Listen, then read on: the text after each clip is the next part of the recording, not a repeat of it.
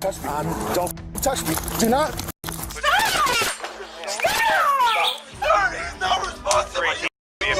Get your out of here now! In January 2023, 23-year-old Yanavi Kandula was crossing an intersection when fate took a cruel turn. A Seattle police officer named Kevin Dave, rushing to an emergency, sped through at an alarming 74 miles per hour in a zone meant for just 25 miles per hour. The result, a devastating collision that tragically claimed Yanavi's life.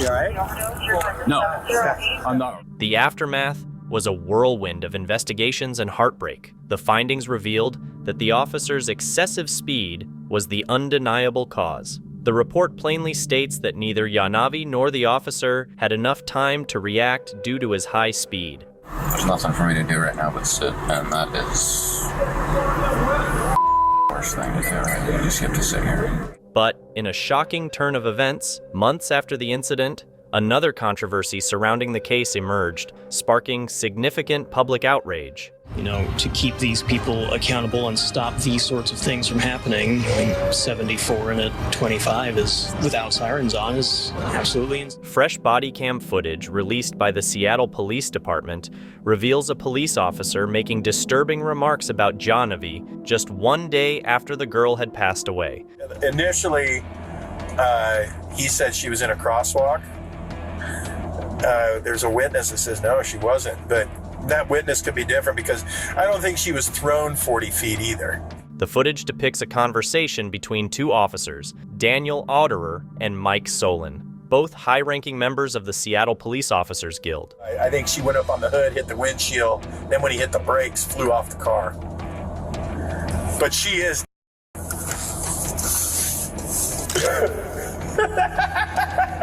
But here's the worst part. Otterer, who is also the vice president of the Guild, was actually responsible for investigating Yanavi's case, which makes the situation all the more horrific. After the accident, Otterer submitted his report to the Police Officers Guild. Following field sobriety tests on Dave, Otterer concluded that the officer was not impaired and deemed safe to operate a motor vehicle, implying that the accident was just an unfortunate accident. The footage sparked outrage not only from Yanavi's family, but also from the general public, who demanded justice. I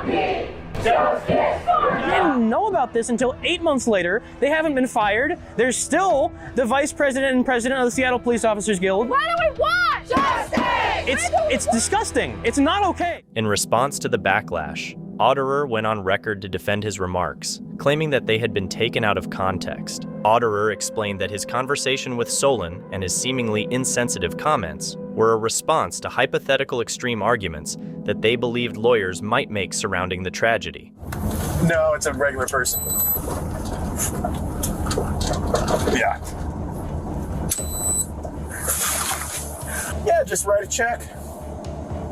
Yeah, $11,000. She was 26 anyway. She had limited value. But Yanavi's family wasn't convinced. They released a statement to the media saying, "It is truly disturbing and saddening to hear insensible comments on the body cam video from an officer regarding Yanavi's death. Yanavi is a beloved daughter and beyond any dollar value to her mother and family. We firmly believe that every human life is invaluable and not to be belittled, especially during a tragic loss." Following this, the Office of Police Accountability initiated an investigation of Otterer's footage. The Seattle Police Guild is currently reviewing the case, with protesters supporting Yanavi demanding Otterer's suspension. While Yanavi's death may have been an accident, the aftermath has raised serious concerns about the conduct of those involved.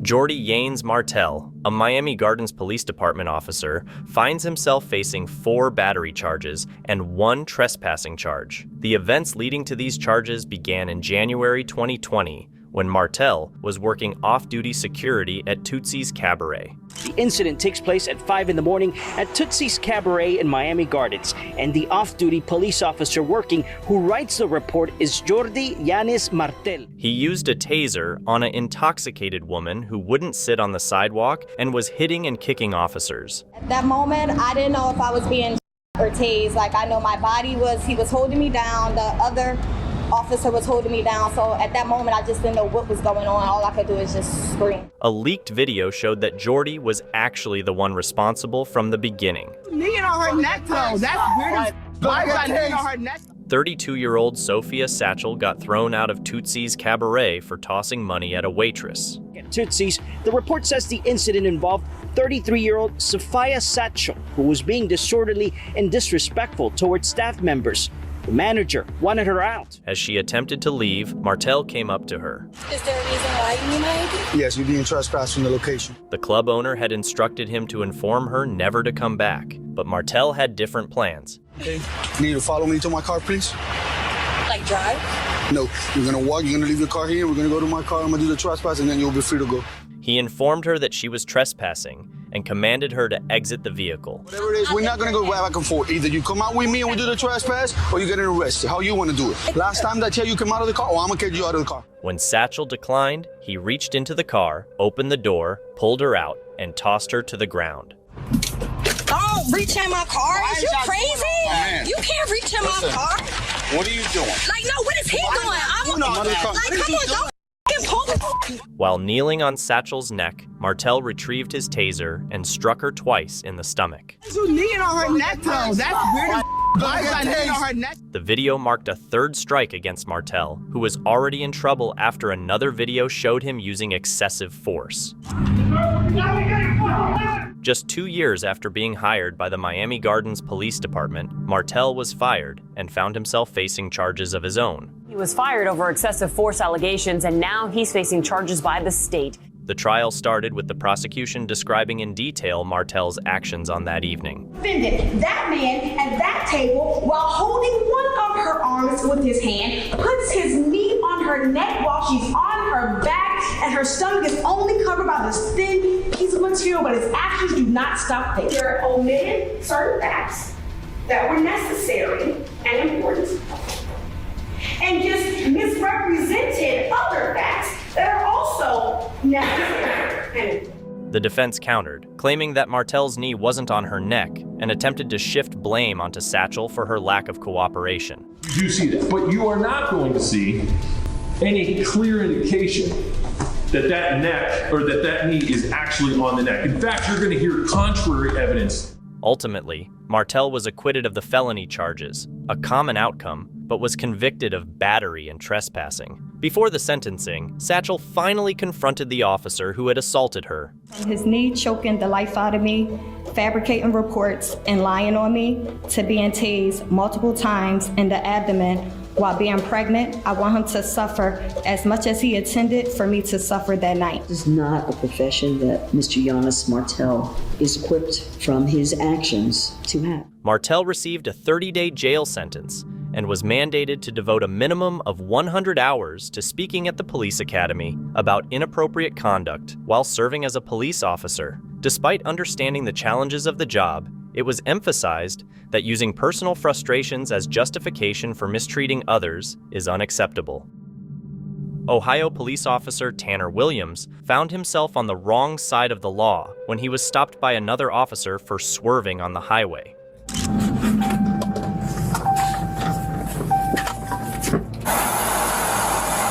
You have an ID on you, man? Yeah. So you got a blue band there. You're in law enforcement? With Milford? So where are you coming from tonight, man? Kentucky. That's where we're headed to now. To Goshen. I got you. Are you the registered owner of the vehicle? Recognized as a fellow officer from Norwood by the badge he showed, Williams was asked about alcohol consumption and admitted to drinking a little bit. With a noticeable alcohol smell coming from Williams, the officer asked him to exit his car for a sobriety check. The reason why I stopped you is you traveled out of your lane back there, man. Got anything to drink tonight or anything like that? Yeah? You've had some drinks? A little bit. Yeah. A little bit. I'm gonna have you step out for me, okay? All right. I'm gonna walk back to the passenger side. Yeah, man, I can smell the alcohol on you pretty bad, dude. How much have you had, dude? I've had a little bit. Yeah. Too much? You're in law enforcement, right? Yeah. What are you doing? Although Williams initially agreed to the sobriety tests, He later refused to take any. So you had, how many drinks you think? A few? Yeah. Okay. Well, I'm gonna put you through some field sobriety tests, okay, man? What? I'm gonna decline. You're gonna decline? Yeah. Everything? Yeah, I'm not gonna do class. Nothing? His refusal, combined with clear signs of being under the influence, led to his arrest for driving under the influence. All right, go ahead and turn around for me, okay? Yeah. Put your hands behind your back. Palms together. Right now, what I'll do is I'll place you under arrest for operating a vehicle while impaired, okay? Obviously, you stated it. I know it. And you even stumbled getting out of the vehicle back there. You've had just a little bit too much to drink. Sounds like you made a poor choice tonight, getting in that vehicle, okay? Tanner Williams' arrest brought to light serious questions about the conduct and decision-making of police officers, even when they are not on duty.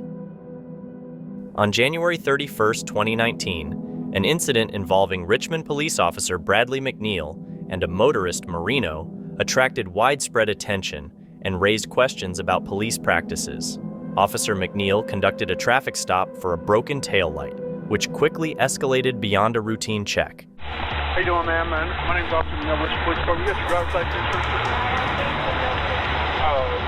Yeah, you got the card off. What's the phone?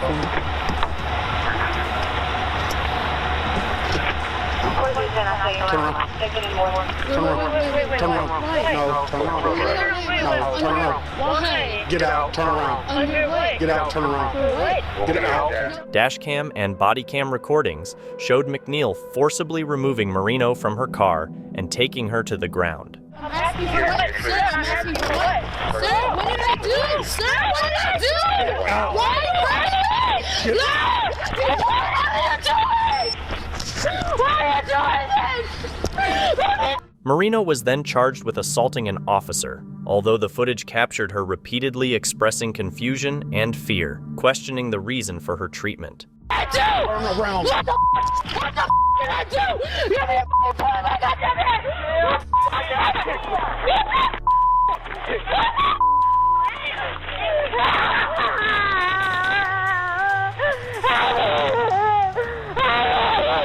Marino's lawyer, Wilvin Carter, criticized Officer McNeil's conduct. Ultimately, the charges against Marino were dropped, hinting at possible wrongdoing by McNeil. Following the public backlash, the Richmond Police Department began an internal review, and the Texas Rangers got involved. Officer McNeil was subsequently placed on paid leave while the investigation into his actions continued. On June 13, 2021, in Charlotte, North Carolina, a big mix-up with the Charlotte-Mecklenburg Police Department led to the wrong person being arrested because of two very similar names. After a 911 call about a stabbing by someone named Jaslyn Horn, police found a woman in her car. Without checking her ID or even asking her name, they pointed weapons at her, searched her, and questioned her. What's your name? Jaslyn Horn. Yes, I live here. Okay. I live here. What's wrong? Just back This woman, who was actually a school teacher just finished with her workout, was confused and scared because she didn't know why this was happening. The police arrested her without verifying her identity. Anything on you? Any kind of weapons, anything like that?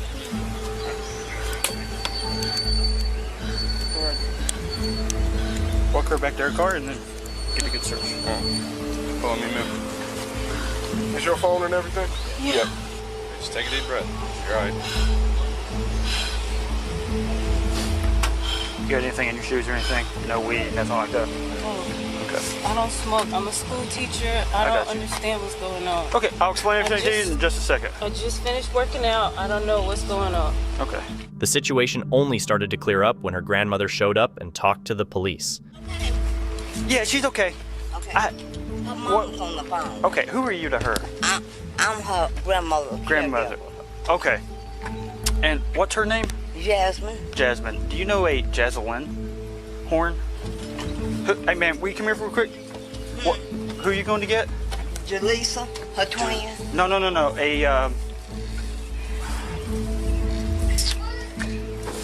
The police out here. I don't know. They say they about I don't know. What's on there?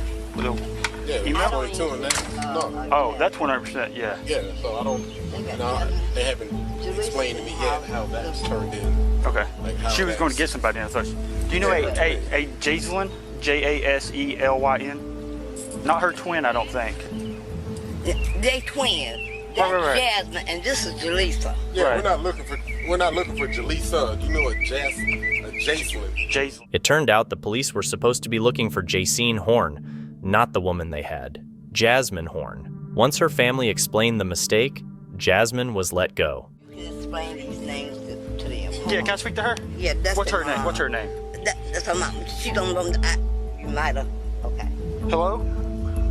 Hello, I'm calling to see what's going on. I'm Jasmine Jaleesa's mother. That's my mom's house. What's going on, sir? We're trying to find a Jaselyn. Who? Jaselyn. Jaselyn. Horn. There's no Jaselyn Horn there. Okay, so y'all don't know who that is? No. Okay. Well, for some reason, we got an email saying that a Jaselyn Horn was driving your daughter's vehicle. And so we found the vehicle and your daughter in it, and we thought that's who that was. No, that's my daughter's car. Yeah, I know, that's why we're confused, and we're trying to sort it all out. The police admitted to messing up, but their explanation didn't really cut it. This led to a lot of anger, and Jasmine Horn filed a complaint against the police for arresting the wrong person and the unnecessary stress it caused. When Jesse Bright was stopped by the police, he began filming the interaction right away, asserting his legal right to do so despite officers telling him otherwise. And if you come to this side of the vehicle, I can keep recording you. He was pulled over under the suspicion of picking up a passenger from an area known for substance abuse. Being both a lawyer and an Uber driver, Bright knew his rights well and informed the officers he'd keep recording for his own protection, countering their incorrect assertion that it was illegal to film. What is the law? What are you arresting me for? I'm sitting here in my car. I'm just recording in case anything happens. I know what the law is. I know the law. I'm an attorney, so I would hope I know the law. And an Uber driver? And here, man. And an Uber driver. You want my bar card? Unaware that Bright was a criminal defense attorney, the officers falsely threatened him with arrest for violating a non-existent law. I can keep recording you. Turn it off. I'm taking jail. For recording you, I'm sitting in my car holding my phone. Upon revealing his dual role as an Uber driver and a licensed attorney in North Carolina, Bright caught the officers off guard. I don't care, man. Okay. I know my rights. I hope so. I know what the law is. I know the law. I'm an attorney, so I would hope I know the law. Despite continued questioning and baseless claims about his vehicle's past, Bright stayed calm, even agreeing to a dog search of his vehicle to clear any doubts. Yes. How long have you been an Uber driver? Mr. St. Pierre, a year and a half, 2 years maybe? Have you been stopped a lot? It's probably why you've been stopped, because you're an Uber driver, right? Because there's a lot of history on the vehicle. On this vehicle there's history? Yeah. Not that I know of. Okay. So here's your license. We're going to wait for K9 because I don't know if he might have dumped something under the seat and you don't want us to look. So we're just going to have K9 come out and smell. And if they do an indication, if not, then you'll be on your way, okay, sir? Okay. He made it clear he shouldn't be blamed for anything a passenger might have left behind, a point the officers eventually accepted. I mean, if he threw something under the seat, it still has nothing to do with me. Okay, but it's in your car. I'm not saying it has anything to do with you, sir. I've never said that, did I? No, I asked you a I feel like simple someone's going to be under the car and you're going to say, I'm the driver, it's my vehicle, I'm responsible. Negative, sir. The encounter concluded with no charges filed, showcasing Bright's effective use of his legal expertise to safeguard his rights and highlight the legality of recording police actions.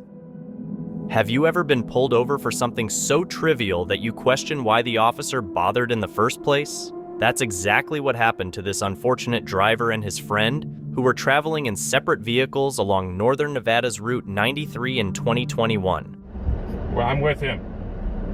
We're together. Just do your job. I'm with him. What? I'm good right here. So, when the co-worker was pulled over by Trooper Boyer during a traffic stop, the driver of the other vehicle parked right behind the officer's car. But you're pulling him over, right? You and him both. You just told me you were pulling him over, so. Yeah, well, he was going 87, you were going 85. No, Since you I got don't my wanna do what cruise I on. tell you to. I got my cruise give on. me your driver's license and your registration and insurance. Because he hadn't parked in front of the trooper, despite not being the one initially stopped. Now, the driver with the camera is receiving a ticket, purportedly for speeding. That's the way it is. Do you have a printout of that? Now, Or a when I make picture a that traffic proves that? stop, if you don't do as I say by pointing to the front of him, As you by say, being is behind that me, lawful? I'm trying to make Is that sure a I lawful have. order? Yeah, it is, because How's it's that? officer safety. You're obstructing my Officer traffic safety stop. is not a law. So, I want you to pull the front of him Officer so that safety you're is not not a law. behind me. Quote me the so code that I for can that. make sure that Can you quote me the law for that? The code? I'm not going to pull you the law for that. Then there is is no a law for lawful that. Order. It is a lawful order. There's got to be on a code traffic for it. Stop. There has to be a 44B code 100. for it. For officer safety, there is no code. I don't care. Just like there's no code Why- for public why- safety. Why is it What's that the you problem? won't do it? This individual remains composed and refuses to accept the situation. He calmly highlights the inconsistencies in Trooper Boyer's argument and confronts him about his questionable conduct. Are you that scared? Because I pulled your friend over. No, That's you're why mad because you got to be. You think you need to be scared when you're the one with the. That is how we maintain our officer safety. If I do all my traffic stops in every different way possible. Officer safety is officer cowardice. The ranger probably needs some aloe for that burn because he just got roasted by this guy. His wit is so sharp, you could cut your fingers on it. After the uniformed man's backup arrives, he hands over a citation. Throughout the interaction, the camera guy repeatedly asks Trooper Boyer to verbalize his badge number, but he consistently refuses. I'm gonna give it to you. It's the law. You're supposed to verbalize it. I'm gonna give it. Can I'm you gonna give verbally you, all I have to identify do is yourself? provide it to you. That's Verbally. all I have to do. Verbally. I'm gonna explain your citation Someone to that you. has vision problems. Is your violation? Is Do the you have reason vision problems? why. Anybody that has vision problems is the reason why you're supposed to verbally identify. Do you have it. vision problems? It doesn't matter if I do or not. Even after receiving his citation, this driver continued to criticize the police for their corrupt behavior. It's legally required for officers to identify themselves, yet it's curious how hesitant the duo here is to do so verbally, isn't it? You guys just not like following the law? You're out here trying to enforce laws and you're not even going to follow the law yourself? You're not following the law. You're not verbally identifying yourselves. By not doing that, you're not cops. You realize that? In the end, the cameraman managed to obtain their badge numbers. Although he received a citation for speeding, he uploaded the video online through the YouTube account, High on Washington, to raise awareness. On May 4th, 2019, Tyler Griffin was pulled over by an Atlanta officer who didn't use lights or a siren. The car! Stop the car! Stop the car! Stop the car! The car! Get out of the car, Atlanta Police! The car! Get out the car now! Get out the car! And Buchanan. Let's go. Get out of the car. Get out of the car. Let's move. Rather than clarifying the reason for the stop, the officer had Tyler exit his car and immediately began to physically handle him, setting the stage for an even more serious incident. Tell me, what are you doing? Wait a minute, hold on. Don't grab it. No, hold on. You do not swipe my hands from me. Do you understand? You got any else in the car? You got any weapons or anybody else? Go check the car. Nah. Nobody in the car. Tell you something, you do it, man. All that crazy Hey, driving. what's that, Almost street his with head the Nah, that. He's going. We're not even gonna do none of that. He stinks like alcohol. He can't drive. We got that one. Donald Vickers, a 15-year veteran of the Atlanta police force, turned into an aggressive force during the incident. Once Tyler was handcuffed, both Vickers and another officer began falsely claiming that Tyler had not complied with their instructions. Where's your license at? It's in my pocket. Why Just would you listen guys to do that for me? No, don't even try that. Don't try. How much you have to I drink would not- tonight? I would not do How that. much you have to drink tonight? I didn't have that much. All right. How much is not that much? I'm not be honest. How much is not that much? I would not do that. Oh my You wouldn't do what? Ow, why would you guys? Because you can push my hands away. Absolutely, you get taken down. Swipe my hand out the way. You got took down. That's what happened. I would not do that. I admire the police. Everything's on camera. Don't try it. You're not protecting anything when you're as drunk as you are. You stink like alcohol and you can't drive. No. You almost hit us on Howell Mill. I did not do that. You were driving on the wrong side of the road. No, I did not. You drove the wrong way up this road. I was not. We were behind you guys you are the making entire up stuff. time. I was not. You can fight it all in court then. Despite Tyler expressing that he was injured, they continued attempting to make him stand up and mocked him when he was unable to do so. Oh God! Oh God! Oh God! Help me, please! Oh! Ooh. Oh my God! Oh! What's wrong with you, man? Foot. What's wrong with your left foot? It's tangled or something. I don't know. It's got what? A lot of weight on it. Just a little bit. A little heavier when drunk too. That's all right. Man, A-Bad went to get him out of the car. And A-Bad's kind of like, what are you doing? And A-Bad's like, put your hand on it. Did A-Bad like that? I did like 50. Right. Hey man, come on man, get on up. Here's his skin marks. Oh, get up, come on, I have to get up, come on. We're laughing because you fell pretty hard after pushing an officer, man. I find that funny, man. You don't touch officer, man. You don't touch an officer. Yo, you did do that. That's bad. I guess you don't drive on the wrong side of the road either. Break it up, man. You ready? You got that side against side. 1, 2, 3, go. You're not even trying. Come on, man. Hey, man, why are you putting your weight on the foot that's supposed to be hurt? Tyler was left in the rain for 2 hours before they finally called an ambulance to take him to the hospital, confirming that he had indeed sustained injuries.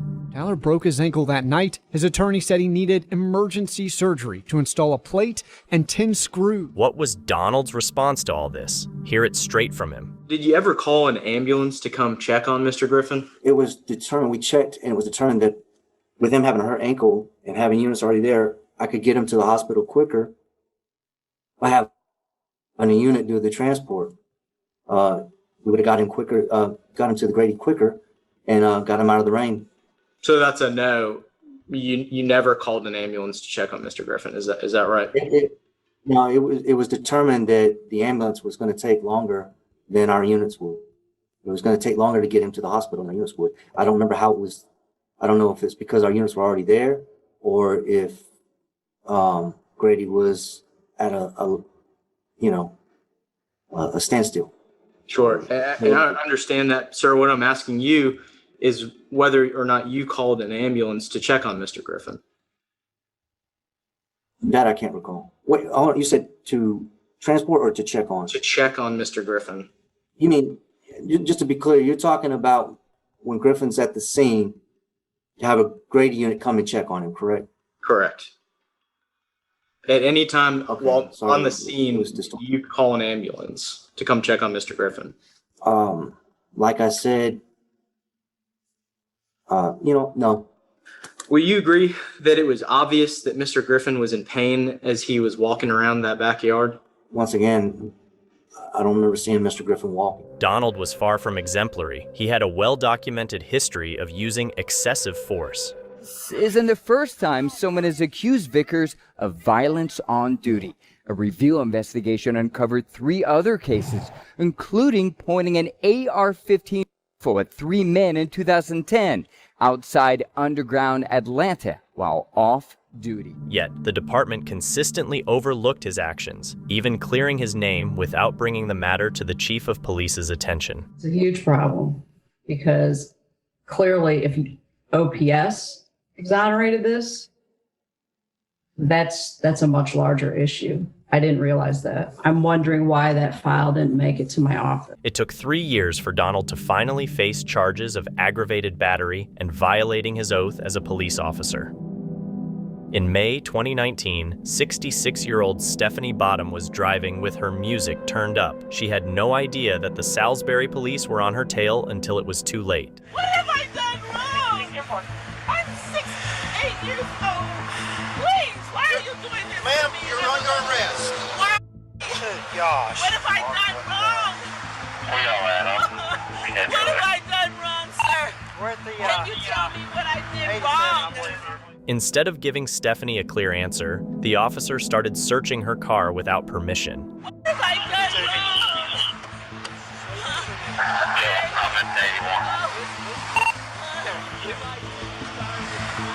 That is the 87 there on the left side, the median side, number 1 lane. 3 police cars behind you for about 10 miles. I know, but why? Why? Because you were speeding. It was a simple traffic stop. We had to do. Write your ticket. You fit into this. How much alcohol? There's no alcohol. I don't know. I'm on my way to a funeral. My aunt's funeral. Gosh. Despite Stephanie's repeated cries about the severe pain she was experiencing, the officers left her handcuffed on the ground, paying no heed to her distress. Excuse me. Please. Please. If you should take this off of me. I'm in pain. My shoulder is in. I have a turn ligament in my shoulder. Please.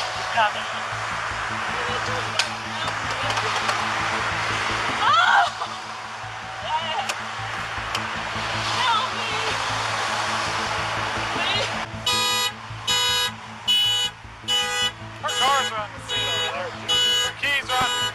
They only lifted her from the ground when they decided to search the elderly woman. We haven't searched her yet. If you want to stand her up. We'll stand you up, okay? You're going to sit there then. It hurts! Okay. I'm telling you!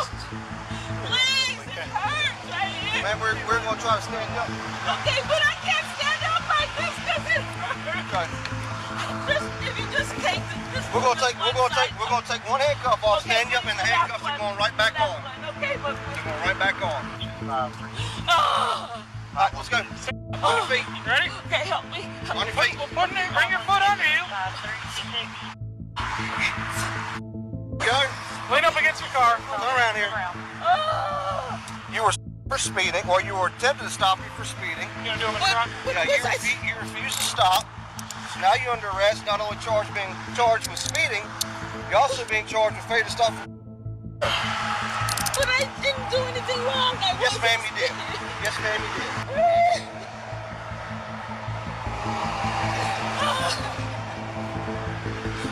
Stretch your feet for me a little bit, ma'am. Stretch, lean it.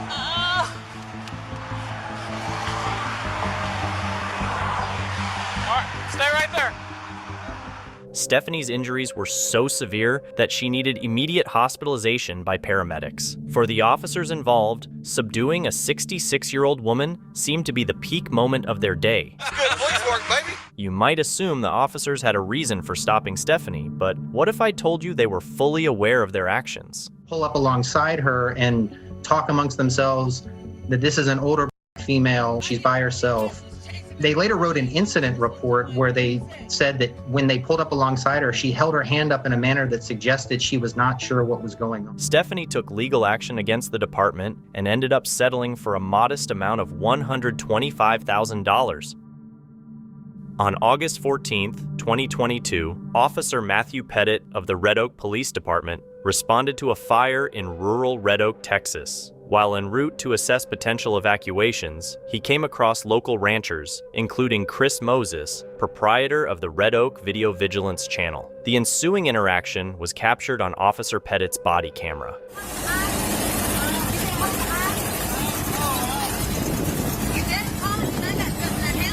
What are y'all doing? Move out of the way. Hey, stop that. Move the cow. No, move your vehicles out of the road. Okay, you stop the attitude. The fire's not coming this way. Is it not coming? You sure? Yeah, I just came over here Because to make sure he wasn't our home. cows were running back here. We had to cross them across the road. That's why we had the road blocked. When you block off a road that emergency vehicles are using to get somewhere, that's my concern is the fire's going to get bigger if I can't get a fire truck or an ambulance or a brush truck through. Yeah. The reason we had it shut down because we just got through moving the cows down through there and I just locked the gate. They're locked in there. Okay. No, I just need to make sure the road stays open. Because if any emergency vehicles come from Lancaster, if they need to bring water from Lancaster, and y'all are blocking the road. Yeah, we didn't know if y'all wanted us to block them or not. Nope. Okay. I need y'all to move out of the road. When Officer Pettit reported his interaction to Sergeant Lockhart, he provided several inaccurate statements. Fire's out, right? They had a line just burst, so they had some hot spots come back, and they went down to just one hose, but they're getting it fixed. Okay. You're going to have to field a complaint. I just got into a screaming match with Chris Moses over there. Good. He decides he's going to block the road because he needs to move cows. And I said, well, okay, well, how's the emergency vehicle going to get through to put out the fire that's just going to get bigger because you decide you want to block the road for cows? He's got his vehicle in the middle of the road with his red and greens flashing. There's traffic backed up. So I ain't taking his attitude.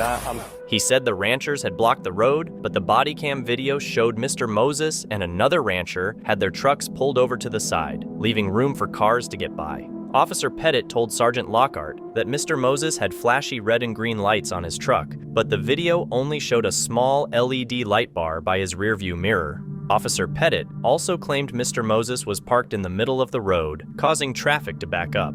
Sergeant Lockhart passed this info to his boss, saying Mr. Moses was blocking the road while a fire truck was trying to get through. But the video didn't back this up. It showed no vehicles were stuck waiting while the ranchers were moving their cattle. Sergeant Lockhart asked the ranchers if they had the right to block the road for moving cows, and they said the Agriculture Code let them do it. However, neither the Texas Transportation Code nor the Agriculture Code clearly say you can stop your vehicle on the road for this reason. Even so, it looks like the ranchers weren't actually breaking any traffic laws. Everybody around saw it. Okay.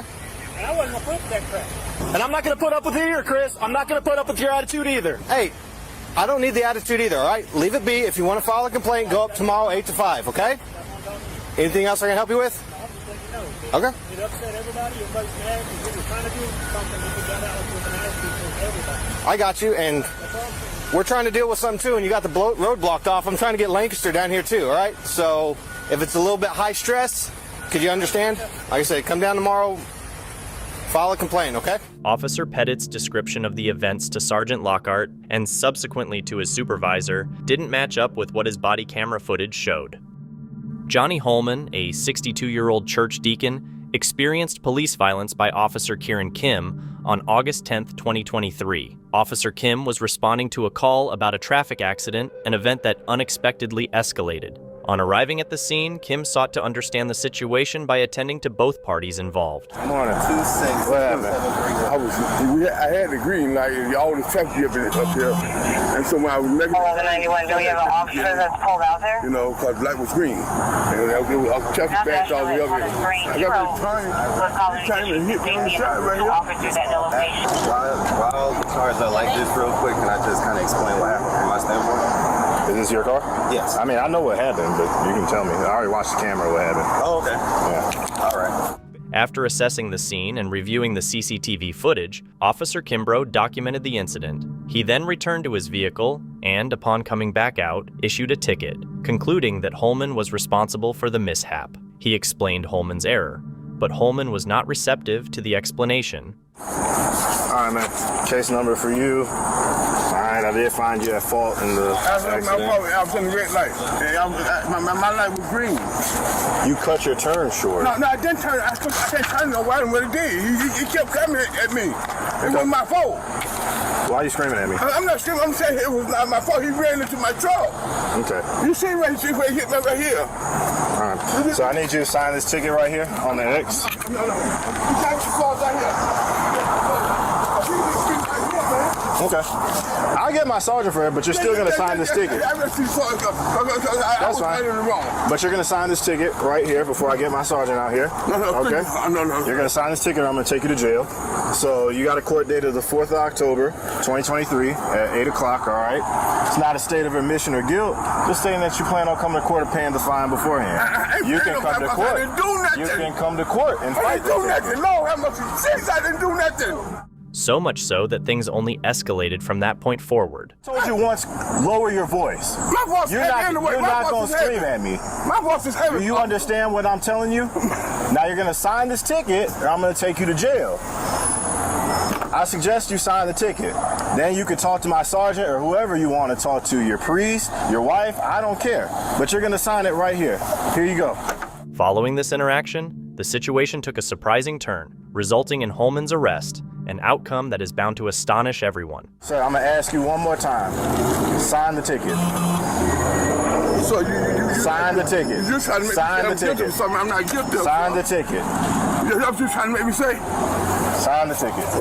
Okay, I'm gonna sign the ticket. I'm gonna sign the ticket. I'm gonna sign the ticket. Sign the ticket. Sign the ticket. How can I sign the ticket? You got me out. You're acting crazy. I'm not doing nothing. Give me your arm. I'm right here. Give me your arm. I'm right here. Give me your arm. My body already hurt, man. All right. Why you hurt me like this, man?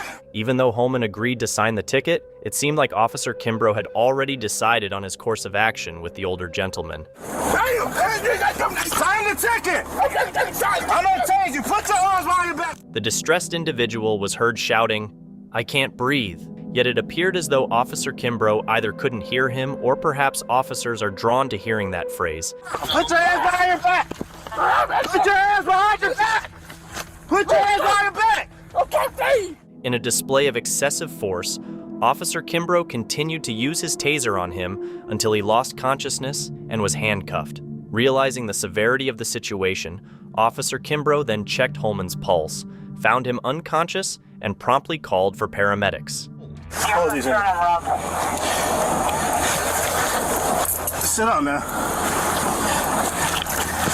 Medics arrived 12 minutes post-incident, and he was quickly transported to the emergency room. On August 11th, he was declared deceased. The autopsy revealed his death was a homicide, noting heart disease as a contributing factor. However, it was concluded he likely would not have passed away if it weren't for the tasering. To end up being slammed to the ground, punched, and tased to death is something that makes this really unthinkable. I think this is one of Atlanta's most senseless police-involved. After reviewing the footage thoroughly, the Atlanta Police Department dismissed Officer Kieran Kimbrough from his position. Furthermore, he is facing a lawsuit from Mr. Holman's family. So, no, he called them to help him. Now he ends up a few feet from his door. He was going home. He was going home. How this happened? The fatal actions taken by former Officer Kimbrough are indefensible and call for even more strict action. This is Officer Ortiz, about to receive an unexpected lesson on citizen rights from a young male who happens to be well versed in them. What could have been a straightforward case of racial profiling, Ortiz remains composed yet assertive, demanding the legal justification for the officer's presence. As the officers falter in providing a valid reason for their actions, tensions escalate towards a breaking point. Now, do you have a search warrant to be on my property? Okay. I do not, okay? Okay, so... But, listen to me, all right? If you can just provide this information for me, your IDs, if you live here... I'm not providing you nothing, man. Matter of fact, get off my property right now if you don't have a search warrant. Sir, I'm asking you nice.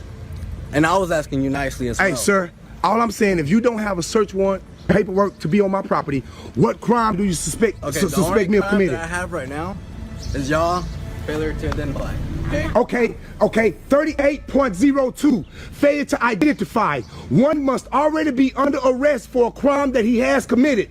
What crime have I committed? Failure to identify. The situation takes a revealing turn when the officers attempt to incriminate the man for what they vaguely describe as suspicious behavior. However, things unfold in an unexpected manner. 38.02, failure to identify, only becomes a crime when one has already been lawfully arrested for a crime. Let me give you an example, sir, since I don't know who you is. Detained. Huh? And what about detained?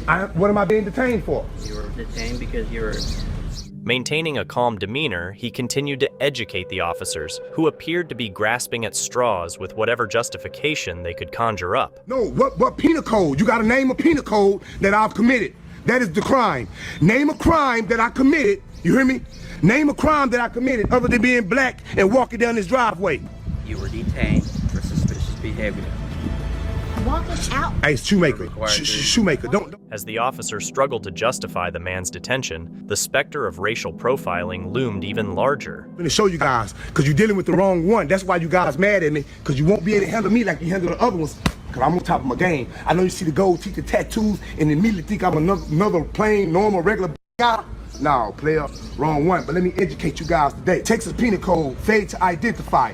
A person commits an offense if he intentionally refused to give his name, residence, address, or date of birth to a peace officer who has lawful lawfully arrested the person. I am not under arrest. Once you show me that you have a legitimate reason to believe that I have committed a crime or I'm in the act of committing a crime, you know, you got to name a penal code. What penal code do you suspect me of breaking? What crime have I committed? For you being my yard and to be. He then addressed the bystanders, bringing to light the circumstances that led to this unexpected lesson in citizen rights. This officer told me I look suspicious, man.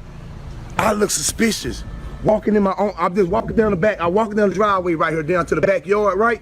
When the officer right here was passing by, this officer right here was passing by. And when he seen me, he turned around and came back.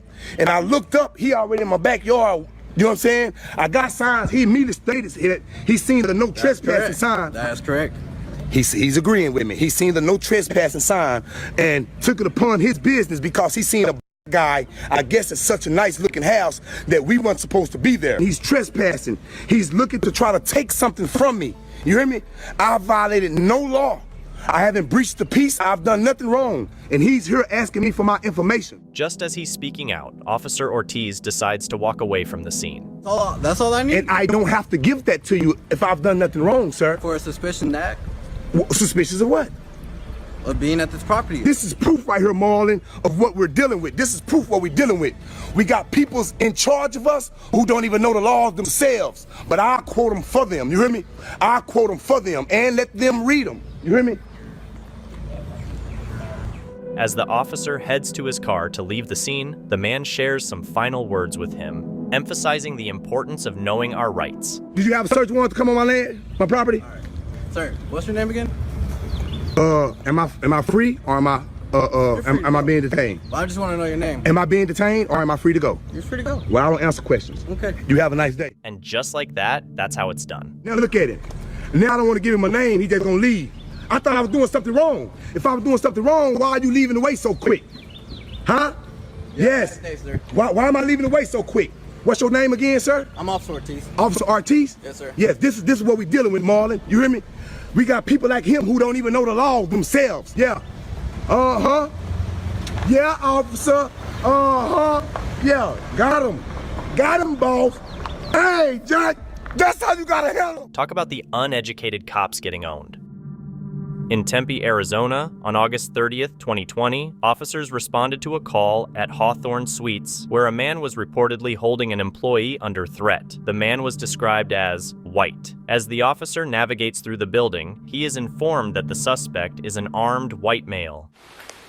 Is he a male? A male? Come on. Male. He's going to be wearing a black shirt, tan pants. He's going to be coming down the staircase and exit out that door right there.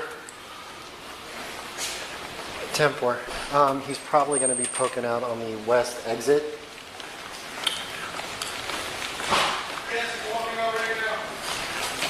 He's walking out now.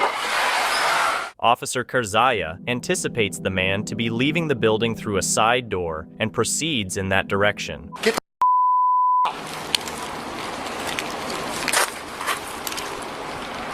Responding units, if you're coming up Price, I want you to come in that entrance and hold. Put your hands up! Want to go point. Step out! I'll work you. The person he encounters doesn't match the description, but perhaps Officer Kerzaya isn't concerned, possibly influenced by the individual's race. Turn around. I'll work here. That's fine. Come on, man, you don't gotta Step put the... me. I got Hey, listen to me! Listen, okay? I got my hands I am responding to somebody with a who matches your description. Do you understand that? Come here. I got my hands up, man. Take the off. For real, I got my hands up. Where's your ID at? No, you don't get to tell me what to do. Where's your ID at? Take the off me, man. No. Where your supervisor at? You gonna me? No. Be another person on the news? Get on your knees. I didn't do nothing Shut to the you. with that on your knees. I didn't do nothing to you. Remember this. I need your badge number and your name. You'll get everything you need. Yeah, put everything on the ground. I didn't do nothing. Kerzaya is evidently not suited to be an officer or have access to weapons. He lacks knowledge of the law and demonstrates a complete disregard for others. Somebody on the phone right now with Sean trying to confirm if you're an employee or not. As soon as I verify that, you can go and then you can get whatever information you need. Do you understand that? It's crazy, huh? Hey, can you record this? He steadily got his me and I got my hands up. I'm recording too. Me and I got my hands up. I know I work here, but he steadily got his. That's fine. Just stay back. Hey, record this, man. For real. I got my hands up on the ground, he still got a pointed on me. And my knees hurt, man. He requested additional information about the suspect, but it seems futile as he's holding random people under threat who don't match the description he was provided with. I exited the building to stand on the door, and Sean was watching him on video. Copy, thank you. Yeah, I need at least one additional to come to the lobby and meet up with Hoover, and then I need... Stop right there. I've got another one to come. Get your out of here now! I've got one fleeing back inside. Even the manager is shocked that Kerzaya drew his weapon on Trey. Which way did he go? I showed you. And why do you have my employee to blackmail at gunpoint? He's clearly not white. 41.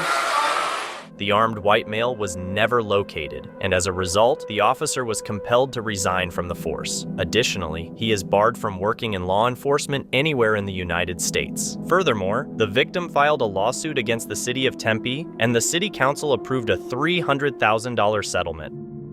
On March 1st, 2023, Mr. George started filming police officers who were conducting an illicit substance investigation. Officer Nicoler then approached him, asking him to step back, setting off a chain of incidents that revealed a troubling misuse of authority.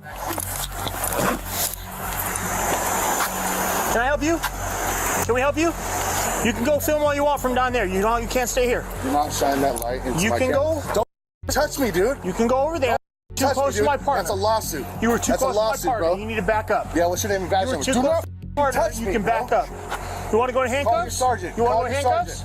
sergeant. Do you want to go in handcuffs and go to jail? I dare you. You can go There's film no over there. law that says I need to go fucking film over there. Do not call your You can go sergeant. film over there. You Call are your sergeant. Mr. George, however, refused to move since he wasn't breaking any law, leading to a tense standoff. Call your sergeant. You can go film over there all You're you getting want. fired, you dude. are too close. You're getting fired. You know what your use of force policy is? Can you too close? Do you know what your You're use of too force close. policy is? Back up. Do you know what your use You of want to force go to jail? policy You want to go home? I dare you to arrest me, bro. I'm not breaking any laws. What's your reasonable articulate suspicion? Back up. You were too close to my officer. Back up. I can stand where the You cannot. Not Public when you're sidewalk. too close to me. Public sidewalk, Not when you're buddy. too close for our safety. You want to go home? You want to go to What's more jail? important, public safety You want to go home? You or want to go to police jail? safety? You want to go home? You want to go to jail? Look at this, guys. I don't care if You're filming. live right now. So are you. As tensions rose, Officer Nicolar became aggressive, losing his professional demeanor. The body cam footage showed him physically confronting Mr. George, clearly veering away from expected professional behavior and protocols. That's fine. Don't touch me. Don't touch me. Do not. What are you doing, dude? I'm not resisting. Give me your hand, then. You are. I'm not resisting. I'm not resisting.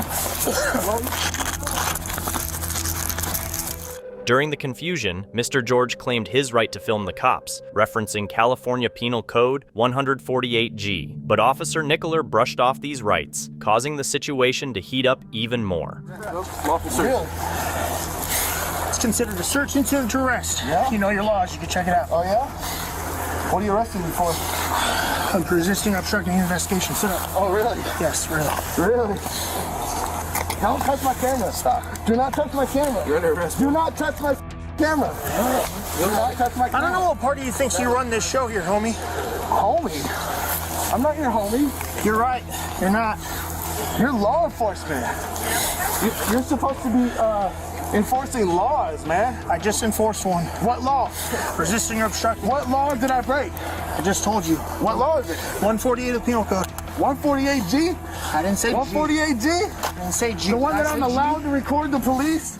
The body cam video reveals Officer Nicoler's forceful actions, sparking debates on whether his response was appropriate towards a civilian legally recording police operations. What's your last name? I'm not going to give you my information. Okay, that's fine. Let's fingerprint you. You do know that you are hitting this guy on violating my rights, right? You understand that you get way too close. That's why you're here. Way too close, huh? What's the law? Face the car. Do not turn off my camera. Do not spread your feet. What's the law? I've told you about 6 times. Resisting. What is the law? And obstructing. How did I resist? How did I resist? Because you walked up with an arm's distance of my partner to her back. That's not safe. George faced an unfair arrest, with Officer Nicoler pushing to apply the law even as Mr. George tried to assert his rights. This arrest showcased a concerning misuse of power. Step out, man. You complain to the sergeant your cuff is hurting. Which side is that? Left. This one. Okay, come here, turn, step to your left. Face the car. Face the car completely. There you go. Would you like me to go get it? No, you are not free to go. This way. Take a seat.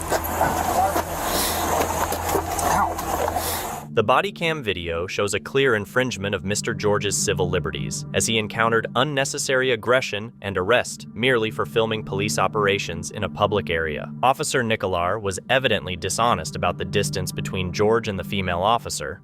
Was there 3 guys here already? Yeah, I showed up. He popped up out of nowhere as we're getting ready to talk the car, and then he just like walked up right behind Quentin Gomez. And They were with the car. I was with big dude here and other dude. He's literally like from you to her. Officer Nicolar's conduct underscores a worrying misuse of authority, contributing to the urgent dialogue on the need for police reform and the safeguarding of individual rights. On June 12, 2023, the Franklin Police Department got 2 911 calls from an irate man demanding that a specific sergeant handle a situation involving a couple of teenagers who had shown up at his gas station. Hi, I don't mean to waste any of your time or anything like that, but is there any way that you can put me through with Sergeant Phillips? Remember, we asked them to leave. They basically started getting rowdy and stomping their car in the parking lot. I know where the cars leave at too, because they like to run their mouth a lot, so I'm pretty sure I have a pretty good indication where they're parked at now. Okay, But what is your name? we just can't have that here. Sergeant Phillips knows exactly where I am. We're really good friends. Making a 911 call just to say someone you told to leave actually left is quite senseless. But you know what tops that? A group of police officers actually cruising around searching for these individuals. Talk about a great use of tax dollars. Eventually, one officer did catch sight of 2 guys walking along the road and wasted no time in rushing over to halt them. You want to hang out here for a second? Why? Because I want to talk to you for a second. What committed a crime? Well, I don't know. Where are you coming from? I don't answer questions. Huh? I don't answer questions. Okay, come here.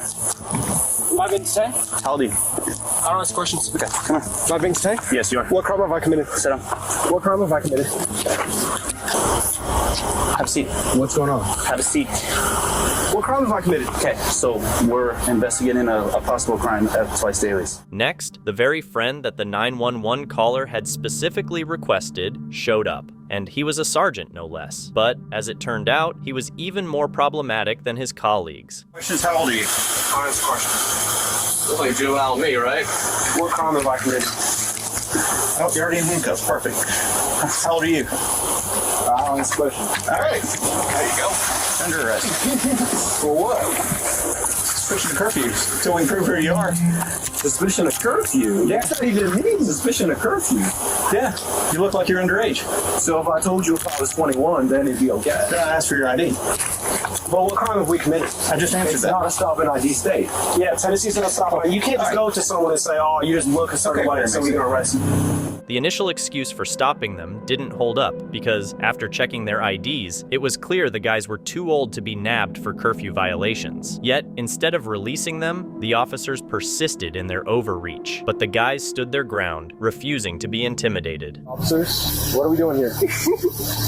We'll let you know. We're the ones that are in charge right now. That's why I'm at. Yeah. They're just going to detain us. You're wasting my time. I ain't breaking no law. Take a seat. Take a seat. Take a seat, man. Let's go. Have a seat next to your friend right here. Oh, there you go. They're getting physical. Is your body camera on? I don't answer questions. No, but you got to. I don't answer questions. Nah, you got to. Name and badge number? Name and badge number? Is it not in your policy? No, you have to do it now. Okay, so you're violating 2 of our rights and you not following policy. Is that what it was? Incorrect. As the sergeant went off to find his good friend at the gas station, the guys didn't hold back in voicing their opinions about the corrupt officers. In the meantime, the sergeant attempted to search their car for any reason to pin something on them. Finding nothing incriminating, he was left with no option but to let the guys go, effectively taking the walk of shame back.